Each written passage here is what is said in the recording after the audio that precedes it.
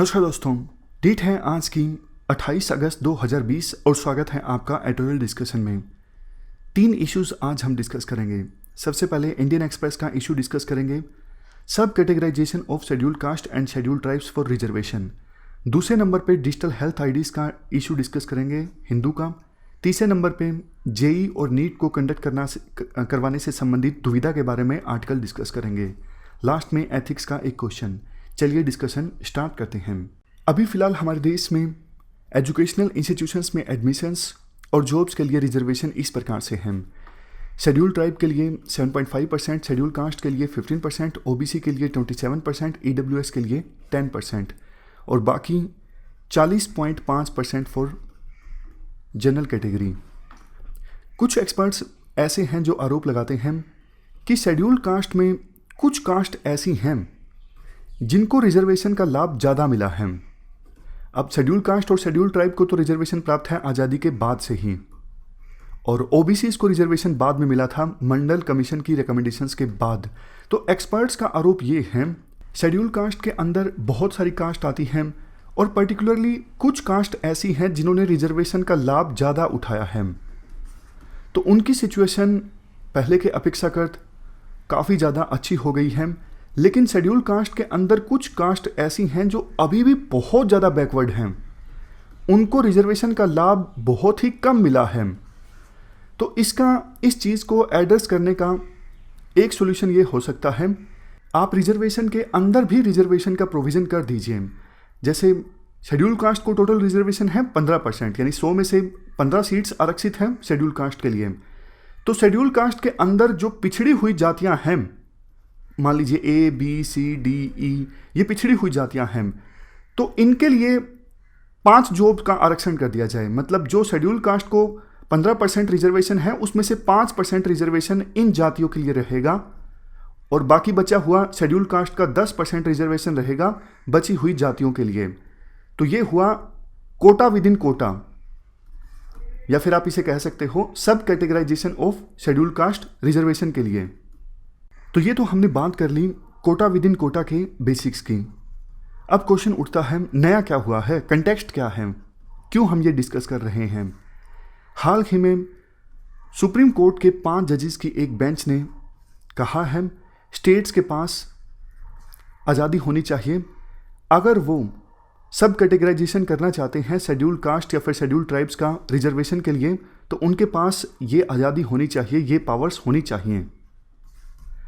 But देखो issue ये है कि ऑलरेडी 2004-2005 में सुप्रीम कोर्ट की एक 5 जजेस की बेंच ने sub categorization of schedule caste and schedule tribes for reservation के अगेंस्ट वर्डिक्ट दिया था।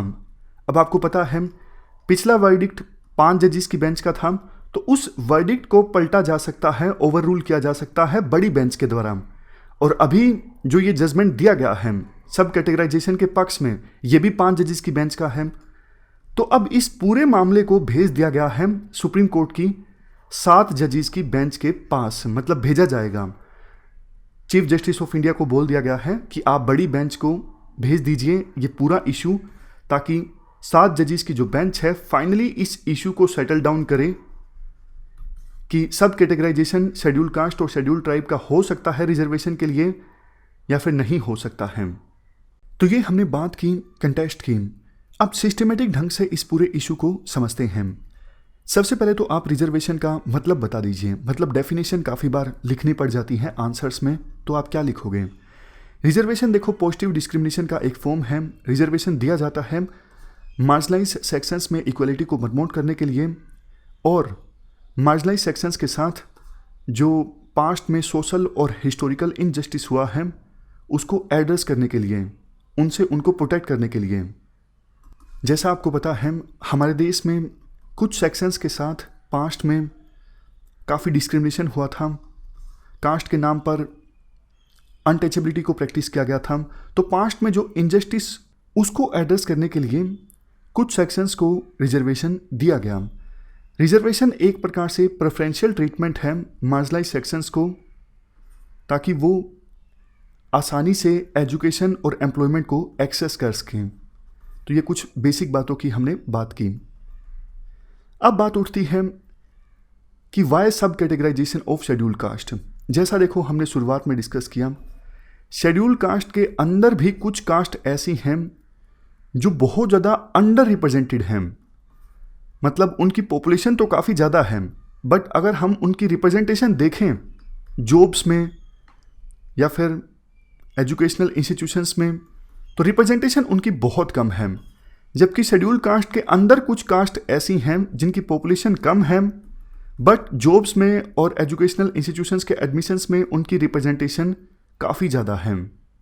शेड्यूल कास्ट के अंदर ये जो इनइक्वालिटी है ये देखो हाईलाइट होती हैं काफ़ी सारी रिपोर्ट्स में, जैसे आंध्र प्रदेश, पंजाब, तमिलनाडु, बिहार, इन्होंने स्पेशल कोटा इंट्रोड्यूस किया मोस्ट वल्नरेबल दलित्स के लिए। 2007 में बिहार ने महादलित कमीशन को सेटअप किया था ताकि शेड्यूल कास्ट के अंदर कुछ कास्ट को आइडेंटिफाई किया जा सके जिनको रिजर्वेशन का लाभ नहीं मिल पा रहा है, जो काफ़ी पीछे छूट गई हैं।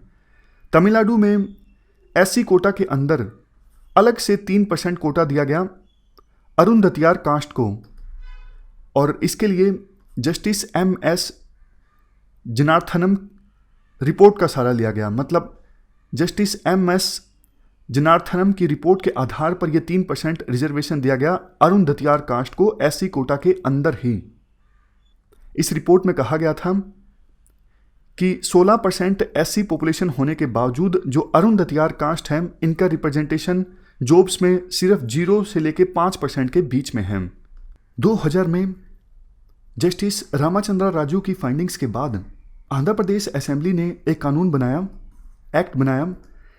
टोटल जो 57 शेड्यूल कास्ट हैं आंध्र प्रदेश के अंदर, उनके बीच शेड्यूल कास्ट का 15% रिजर्वेशन बांट दिया जाए हर एक शेड्यूल कास्ट की पॉपुलेशन के हिसाब से।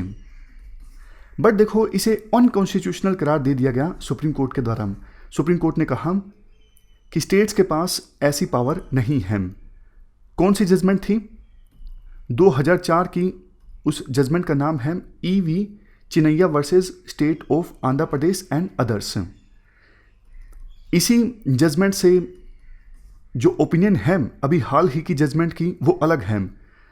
2005 की भी वो जजमेंट 5 जजेस की बेंच की थी, और अभी जो जजमेंट आई है वो भी 5 जजेस की बेंच की है। इसीलिए ये पूरा इशू जो है अब 7 जजेस की बेंच को भेजा जाएगा। खैर, हमने ये सब एग्जाम्पल्स डिस्कस किए। इवन पंजाब का भी एग्जाम्पल है। पंजाब ने भी कानून बनाया शेड्यूल कास्ट कोटा के अंदर वाल्मीकिज और मजहबी सिख्स को प्रेफरेंस देने के लिए, लेकिन इसे भी सुप्रीम कोर्ट में चैलेंज किया गया, और जिस पर फाइनली अभी हाल ही की रूलिंग आई, यानी जजमेंट आया सुप्रीम कोर्ट का। सुप्रीम कोर्ट ने इसे अपहेल्ड किया, लेकिन मामला जैसा हमने बार बार डिस्कस किया अब 7 जजेस की बेंच के पास। इसके बाद इवन हाल ही का एग्जाम्पल आप देख लीजिए। हरियाणा की कैबिनेट ने एक ड्राफ्ट बिल को अप्रूवल दिया जिसका नाम है Haryana schedule caste reservation in admissions in educational institutions bill 2020। इस बिल में प्रोविजन किया गया है quota within quota for schedule caste in the state. अगर देखो सब कैटेगराइजेशन के पक्ष में दूसरे आर्गुमेंट्स की हम बात करें, तो जो आर्गुमेंट्स आप रिजर्वेशन के पक्ष में देते हो वही आर्गुमेंट्स आप सब कैटेगराइजेशन ऑफ रिजर्वेशन के पक्ष में भी दे सकते हो। रिजर्वेशन क्यों दिया गया था? हिस्टोरिकल इनजस्टिस को एड्रेस करने के लिए। बट देखो सिर्फ कुछ ही कास्ट को रिजर्वेशन का लाभ मिल रहा है, बाकियों को नहीं मिल रहा है। मतलब बाकियों के साथ जो हिस्टोरिकल इनजस्टिस हुआ था उसको एड्रेस सिस्टम नहीं कर पा रहा है। सब कैटेगराइजेशन सभी कास्ट को लेवल प्लेइंग फील्ड प्रोवाइड करने के लिए ज़रूरी है, एडुकेट रिप्रेजेंटेशन इंश्योर करने के लिए ज़रूरी है।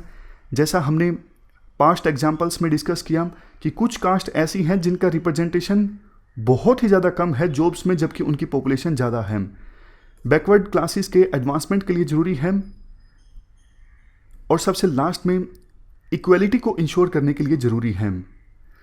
अगर देखो आप सभी को मेरिट के बेस पे जज करना चाहते हो तो सबसे पहले उनको आप एक लेवल पे लेके आइए, तब उनको मेरिट के बेस पे जज किया जा सकता है। मान लीजिए ये रेस है, मान लीजिए बाकी लोग इस लेवल से भाग रहे हैं और एक इंडिविजुअल इस लेवल से भाग रहा है, पीछे से भाग रहा है, तो ये तो जल्दी पहुंचेंगे ना।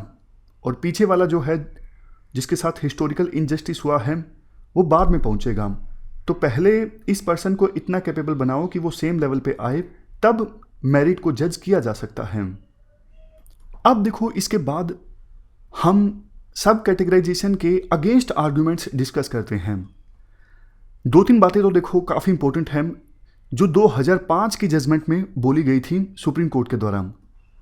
सुप्रीम कोर्ट ने 2005 में ये बोला था कि रिजर्वेशन दिया गया है, जो हिस्टोरिकल इनजस्टिस हुआ है उसको एड्रेस करने के लिए जो शेड्यूल कास्ट को रिजर्वेशन दिया गया है वो एजुकेशनल, इकोनॉमिक या फिर दूसरे फैक्टर्स पर नहीं दिया गया है।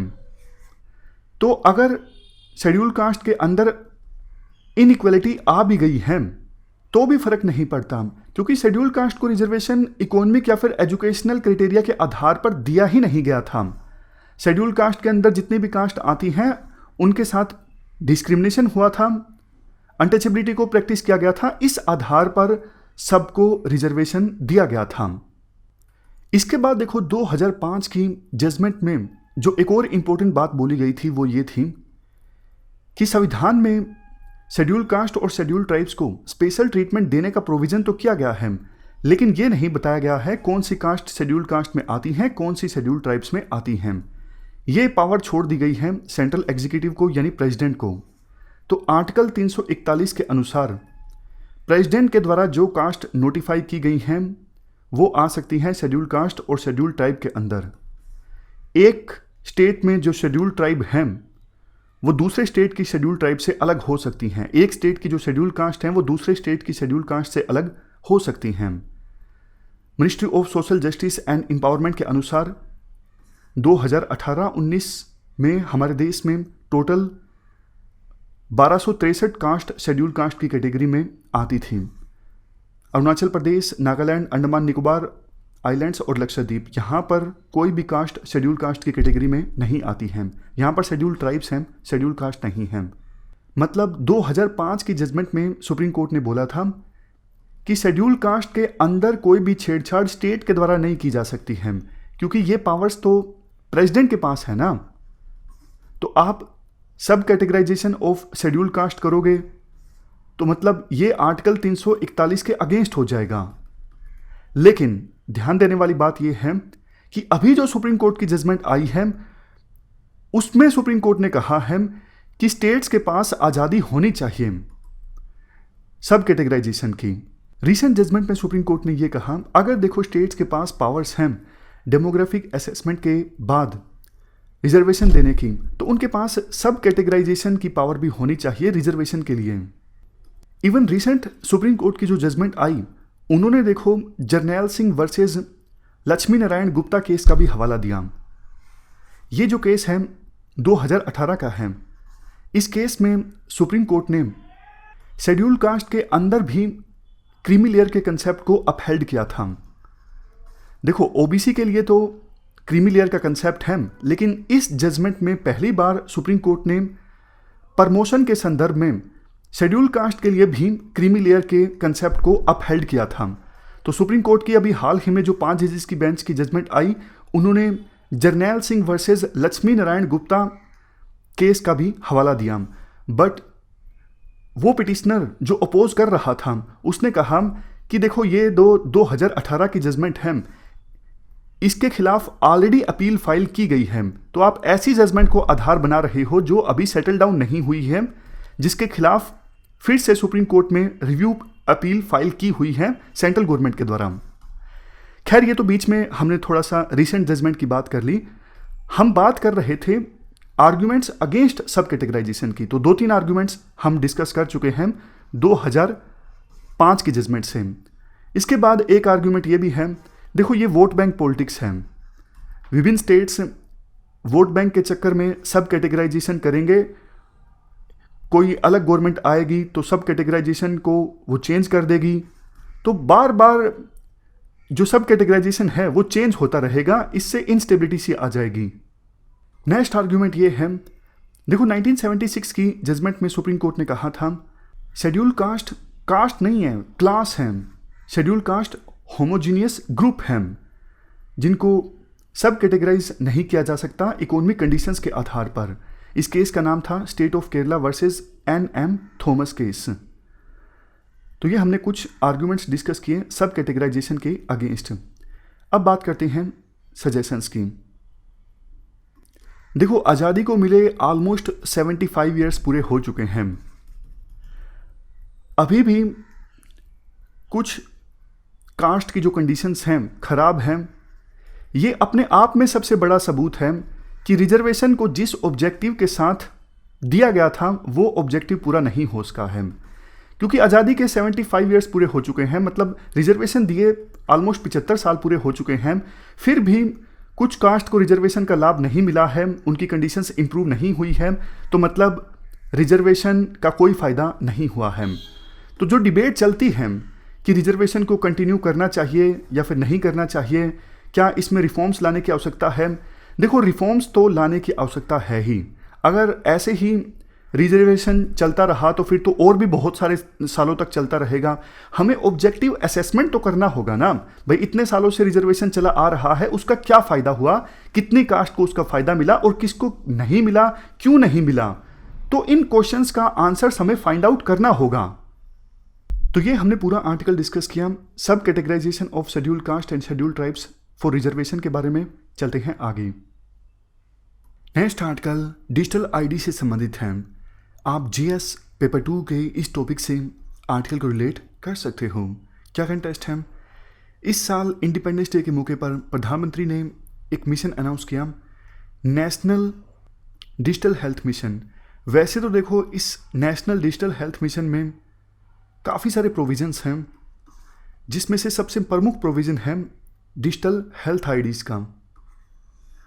हर एक हमारे देश के नागरिक को 14 डिजिट की एक डिजिटल हेल्थ आईडी दी जाएगी।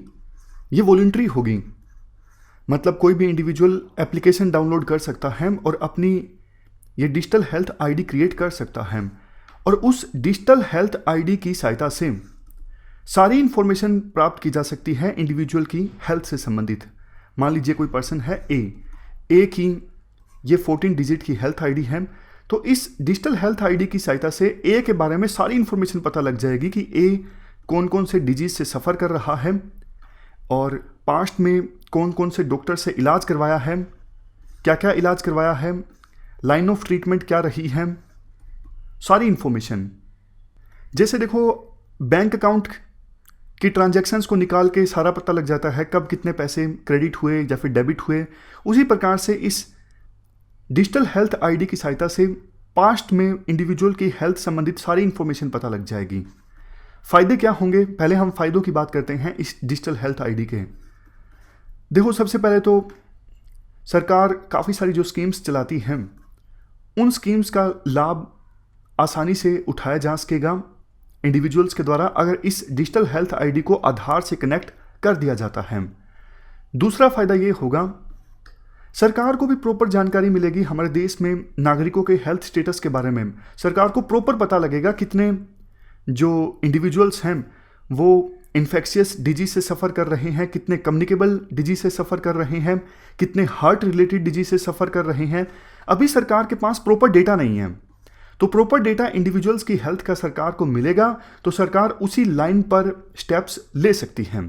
तीसरा, टेलीमेडिसिन की फैसिलिटी और बेहतर ढंग से इंडिविजुअल्स अवेल कर सकेंगे अगर इंडिविजुअल्स के पास ये डिजिटल हेल्थ आईडी रहेगी, क्योंकि देखो डॉक्टर भी इस डिजिटल हेल्थ आईडी की सहायता से पास्ट में इंडिविजुअल के बारे में सारी इंफॉर्मेशन आसानी से निकाल सकेंगे कि पास्ट में कौन कौन से डॉक्टर से इलाज करवाया है, कौन कौन सी मेडिसिन ली गई हैं, तो उसके आधार पर डॉक्टर्स बेहतर ढंग से इलाज कर सकेंगे पेशेंट का।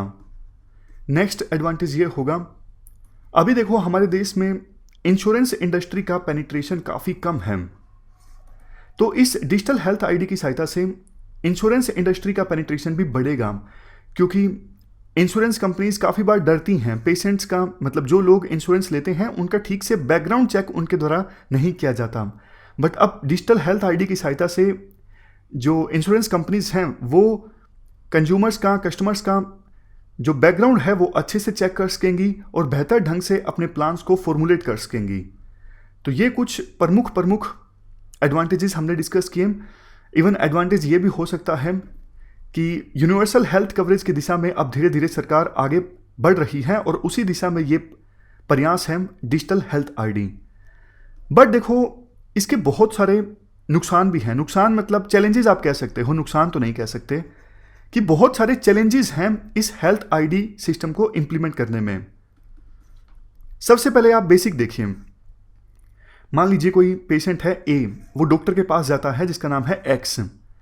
अब डॉक्टर ने जो चीज़ें प्रिस्क्राइब की, जो ट्रीटमेंट बताया पेशेंट को किसी डिजीज के इलाज के लिए, वो कैसे डेटाबेस में जाएगा? क्या ऑनलाइन प्रिस्क्रिप्शन किया जाएगा एक्स डॉक्टर के द्वारा? समझ गए? मतलब डिजिटल हेल्थ आईडी में हमने बोल तो दिया सारी इंफॉर्मेशन होगी, बट ये इंफॉर्मेशन डालेगा कौन? कैसे डाली जाएंगी? क्या मेडिसिन के ऊपर कोई बारकोड होगा? और जो डॉक्टर्स प्रिस्क्रिप्शन देंगे वो तो लिख के देते हैं ना, तो उनकी फोटो लेकर कौन डालेगा पेशेंट की उस डिजिटल आईडी में? सबसे बड़ा चैलेंज तो ये है। दूसरा बड़ा चैलेंज ये है रियल टाइम ऑथेंटिकेशन का। ए पेशेंट जाता है एक्स डॉक्टर के पास और बोलता है ये मेरी डिजिटल आईडी है, बट एक्स डॉक्टर के पास कोई इंफ्रास्ट्रक्चर तो होना चाहिए ना ऑथेंटिकेट करने के लिए। ये जो डिजिटल आईडी है वो ए की ही है, किसी और की नहीं है। ए झूठ भी तो बोल सकता है ना कि ये मेरी डिजिटल आईडी है, और डॉक्टर उसके आधार पर ऐसी ड्रग्स प्रिस्क्राइब कर दे ए को जो कि नहीं करनी चाहिए, मतलब जिनको ड्रग्स के तौर पे इस्तेमाल किया जा सकता है। तो दूसरा चैलेंज ये है रियल टाइम ऑथेंटिकेशन का कोई मैकेनिज्म होना चाहिए। जैसे डेबिट कार्ड में रियल टाइम ऑथेंटिकेशन का मैकेनिज्म है, उसी प्रकार से कोई मैकेनिज्म होना चाहिए। नेक्स्ट दिक्कत है प्राइवेसी की। मान लीजिए देखो, आधार कार्ड संबंधी जो डेटा है वो चोरी हो गया था, मान लीजिए ये डेटा भी चोरी हो जाता है, तो फिर इसका क्या नुकसान होगा? अब किसी कंपनी के पास डेटा है, वो तो ऐसे लोगों को नौकरी पर रखेंगे ही नहीं ना जिनको डायबिटीज़ हैं या फिर जिनको एड्स हैं। साथ ही एम्प्लॉयज़ को पता लग गया तो स्टिग्मा वैसे ही अटैच हो जाता है काफ़ी ज़्यादा। और मान लीजिए डेटा चोरी हो जाता है और हाथ लग जाता है ई कॉमर्स कंपनीज़ के हाथ, वो तो फिर ऐसे ऐसे मैसेज भेजना स्टार्ट कर देंगी कि डायबिटीज़ का इलाज ऐसे करवाएं, ये टेबलेट्स डायबिटीज़ के लिए ज़रूरी है।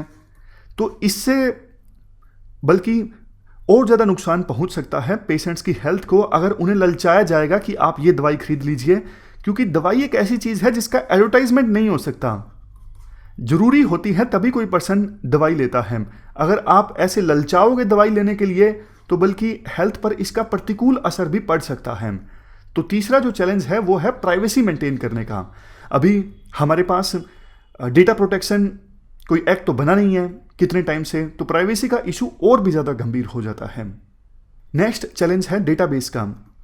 देखो, सरकार के पास कोई सेंट्रलाइज्ड डेटाबेस भी अभी फिलहाल नहीं है। अभी सरकार को यही नहीं पता कि कौन सी सिटी में कितने प्राइवेट हॉस्पिटल्स हैं और कितने रजिस्टर्ड डॉक्टर्स हैं। सरकार के पास कोई ऐसी इफेक्टिव इंफॉर्मेशन नहीं है, तो फिर डिजिटल आईडी को इम्प्लीमेंट करना आसान नहीं होगा।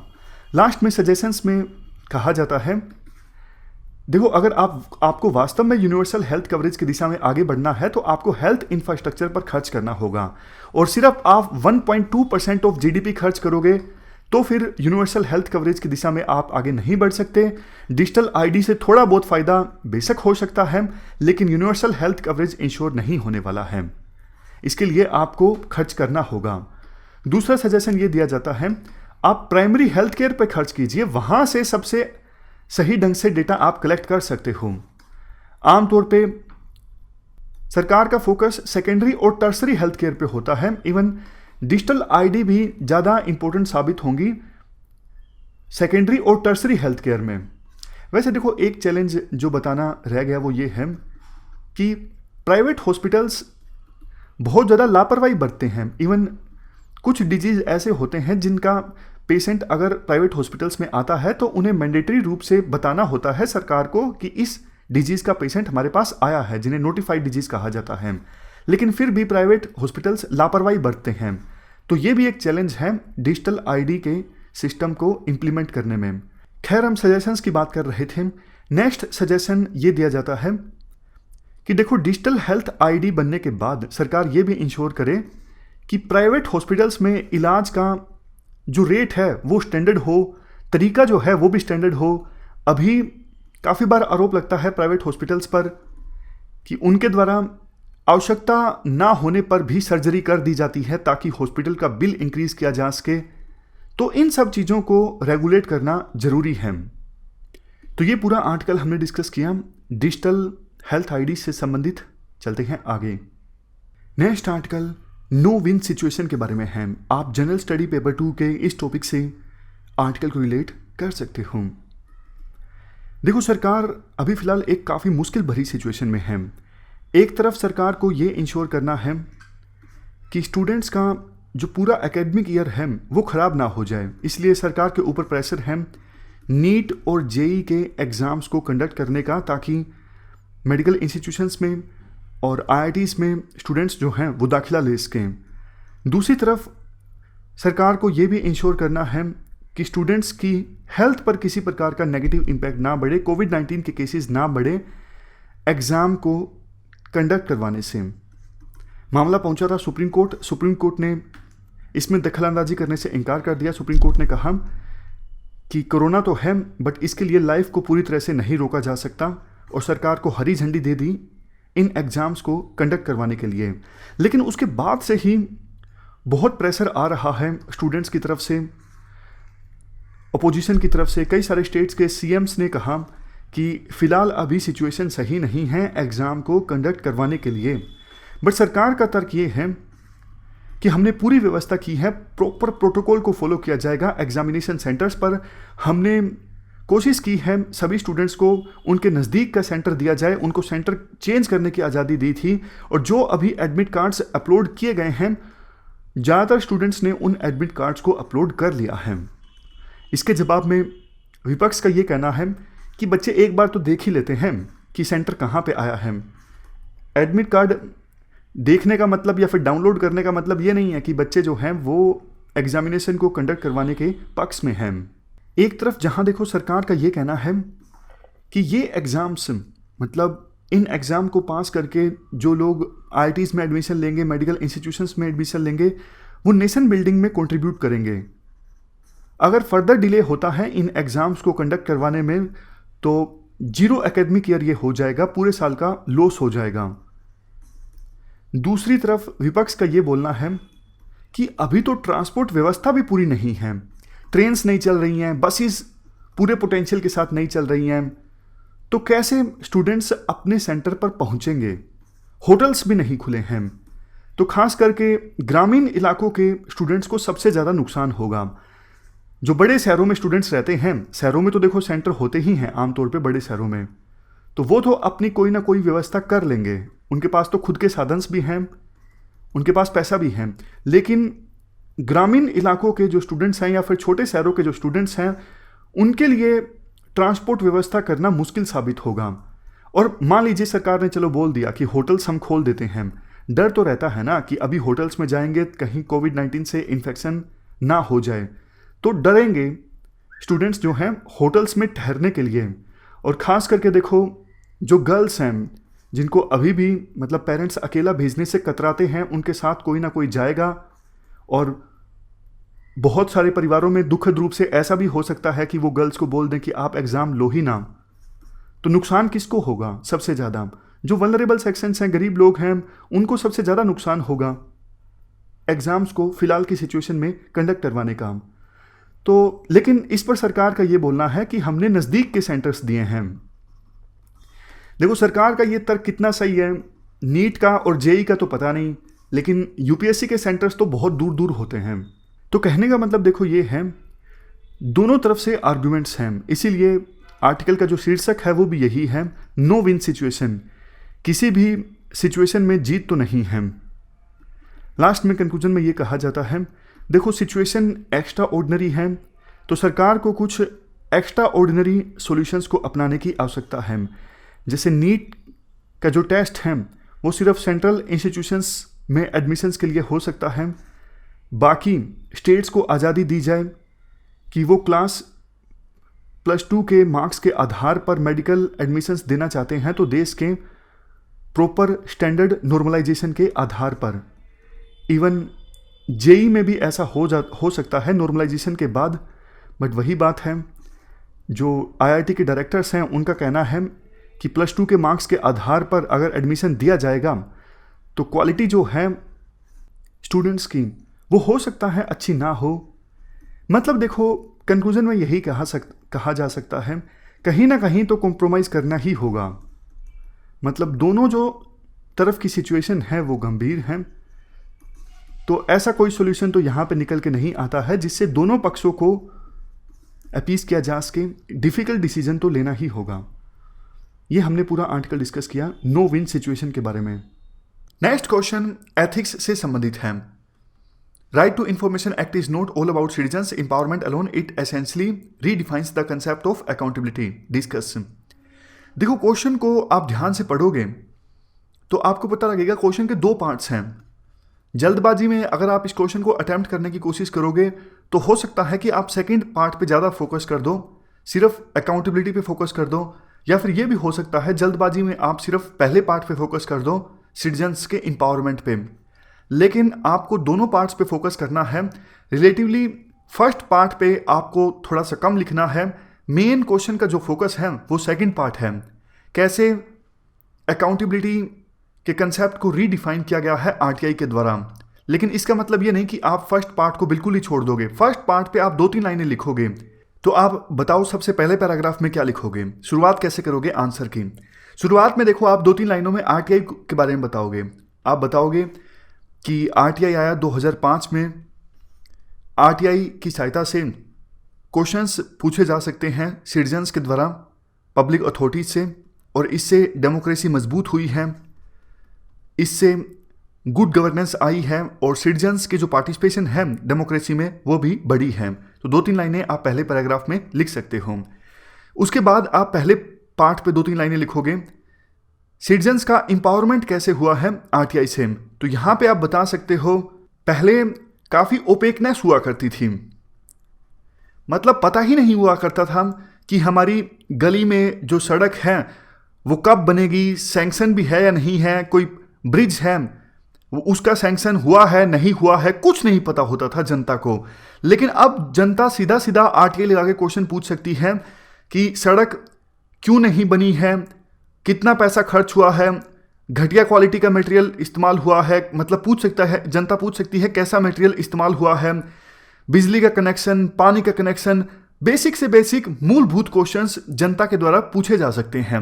लेकिन पहले ओपेकनेस हुआ करती थी, अब सिटीजन्स के हाथों में पावर आई है, सिटीजन्स का पार्टिसिपेशन बढ़ा है। तो 2-3 लाइनें आप लिख सकते हो कैसे सिटीजन्स का एम्पावरमेंट हुआ है। उसके बाद देखो, दूसरे पार्ट में रीडिफाइन जो वर्ड है इस पे आपको फोकस करना है, कैसे रीडिफाइन हुई है अकाउंटेबिलिटी। अकाउंटेबिलिटी का मतलब क्या है, सिंपल मतलब क्या है अकाउंटेबिलिटी का। अकाउंटेबिलिटी का सिंपल मतलब है आंसरेबिलिटी, मतलब पब्लिक एम्प्लॉइज के द्वारा कोई भी काम किया जाता है या फिर नहीं किया जाता है उसके लिए आंसरेबिलिटी पब्लिक एम्प्लॉइज की, तो इसे कहा जाता है अकाउंटेबिलिटी। देखो, पहले अकाउंटेबिलिटी कैसे हुआ करती थी, पहले अकाउंटेबिलिटी हुआ करती थी सीवीसी की सहायता से या डिपार्टमेंट की इंटरनल कमिटीज़ की सहायता से, और बड़े लेवल पर सिर्फ पार्लियामेंट में एग्जीक्यूटिव से क्वेश्चन पूछे जा सकते थे। तो इस प्रकार से अकाउंटेबिलिटी तय हुआ करती थी पहले। लेकिन आरटीआई के आने के बाद अब जनता के पास पावर्स आ गई हैं पब्लिक एम्प्लॉइज की अकाउंटेबिलिटी तय करने की। आरटीआई के आने के बाद पब्लिक एम्प्लॉइज ज़्यादा सतर्क हो गए हैं अपने काम के प्रति। उनको पता है किसी के द्वारा भी इंफॉर्मेशन मांगी जा सकती है। पहले जांच होती थी या फिर सुपरविजन होता था सिर्फ सीवीसी का या फिर डिपार्टमेंट की इंटरनल कमेटीज़ का, लेकिन अब जनता भी पर्टिकुलर पेपर्स को मांग सकती है और जनता भी पूछ सकती है कि ये इस पब्लिक एम्प्लॉय ने ऐसा काम कौन से एक्ट के अंदर किया, क्यों किया, और बाकी लोगों के लिए ऐसा प्रिंसिपल क्यों नहीं अप्लाई किया गया। इवन आरटीआई एक्ट में प्रोविजन है पब्लिक अथॉरिटीज को वॉलंटरी यानी बिना किसी के मांगे भी अपने आप से इंफॉर्मेशन डिक्लेयर करनी होगी पब्लिक डोमेन में। तो आंसरेबिलिटी का जो पूरा कंसेप्ट है, अकाउंटेबिलिटी का जो पूरा कंसेप्ट है वो रीडिफाइन हो गया है, क्योंकि अगर इंफॉर्मेशन नहीं दी जाती है तो अपील फाइल की जा सकती है सिटीजन्स के द्वारा, उसके बाद फिर से अपील फाइल की जा सकती है। तो ये जो अकाउंटेबिलिटी का कंसेप्ट है वो रीडिफाइन हुआ है, 4-5 पॉइंट्स की सहायता से आप बता सकते हो। कंक्लूजन में यानी लास्ट में आप थोड़ा सा बैलेंस्ड लिखोगे, आप बताओगे कि हाँ ये बात सच है कि आरटीआई ने अकाउंटेबिलिटी के कंसेप्ट को रीडिफाइन किया है, लेकिन फिर भी बहुत सारी कमियां भी हैं, जैसे अपील्स बहुत सारी पेंडिंग हैं सेंट्रल इंफॉर्मेशन कमीशन के पास, और आरटीआई एक्ट में जैसा कि मैंडेटरी है पब्लिक अथॉरिटीज़ के द्वारा इंफॉर्मेशन वॉलंटरी पब्लिक डोमेन में नहीं रिलीज़ की जाती। बहुत सारी आरटीआई का जवाब काफ़ी एम्बिगुअस रूप से दिया जाता है और काफ़ी बार आरटीआई को रिजेक्ट भी कर दिया जाता है, ये कह के कि आपकी जो एप्लीकेशन या फिर आपने जो इन्फॉर्मेशन मांगी है वो ऑफिशियल सीक्रेसी एक्ट के अंतर्गत आती है। तो ये बैलेंस सा कंक्लूजन आप दे सकते हो। तो ये थी हमारी आज की डिस्कशन। फिलहाल इस डिस्कशन में इतना ही है। Thank you very much for discussion.